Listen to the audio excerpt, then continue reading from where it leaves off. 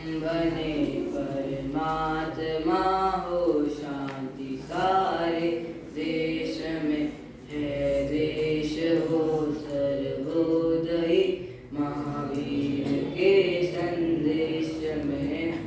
उन्नाव सिद्धेभ्य यहाँ पर उपस्थित आदरणीय अध्यक्ष महोदय, आदरणीय निर्णायकगण एवं विशिष्ट अतिथि और सभा में उपस्थित सभी साधर्मी भाइयों, मेरा शुद्धात्मा वंदन। तो आज इस वर्तमान ज्ञान गोष्ठी में मेरा विषय है आत्मा और परमात्मा।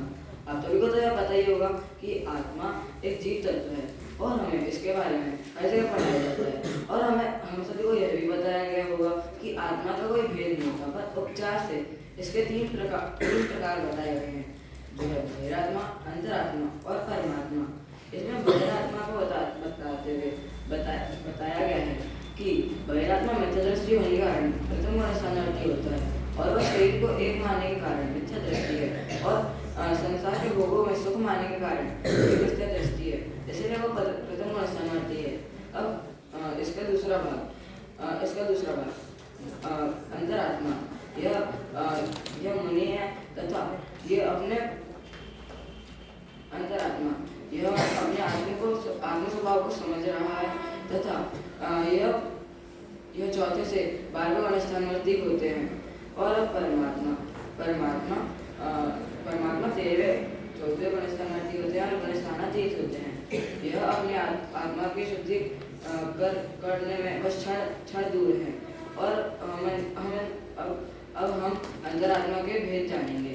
अंतरात्मा के भी 3 भेद होते हैं, उत्तम, मध्यम, जघन्य। इसमें से सबसे उत्कृष्ट है उत्तम अंतरात्मा, तो और उसके बाद मध्यम अंतरात्मा और फिर जघन्य अंतरात्मा। हम जानेंगे जघन्य अंतरात्मा के स्वरूप।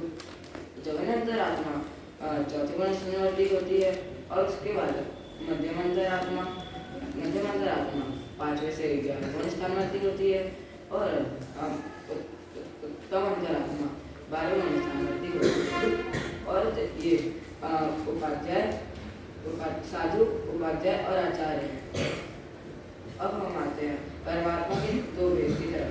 तो परमात्मा के 2 भेद इस प्रकार है, सकल परमात्मा और निकल परमात्मा। इसमें से सकल परमात्मा शरीर होने के कारण और 4 आदि क्षय हो गए हैं उनके, और तो और उनके 4 चतुष्टय प्रकट होते थे और संसार में होने के कारण और शरीर रहित न होने के कारण उन्हें सकल परमात्मा कहने में आती है।